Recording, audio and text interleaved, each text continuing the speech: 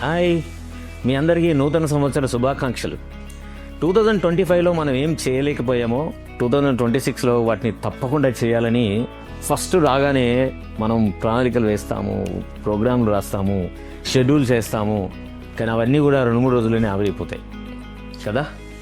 కాబట్టి దానికంటే ముందుగా మనం బాగా అర్థం చేసుకోవాల్సింది ఏంటంటే, కుటుంబంలో ఉన్న వ్యక్తులకి మధ్య అనుబంధం ఎట్లా ఉంది, మనం కనీసం రోజులో ఏం మాట్లాడుకుంటున్నాము.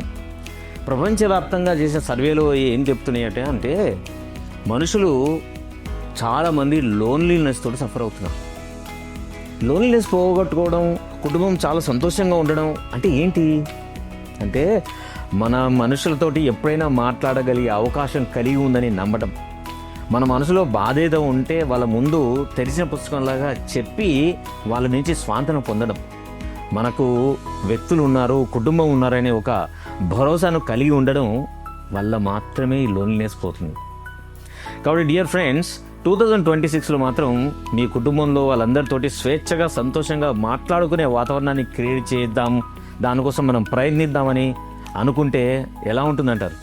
నిజంగా ఇది హ్యాపీ న్యూ ఇయర్ కదా. Let us celebrate our new year with our own ways. ఏమంటారు?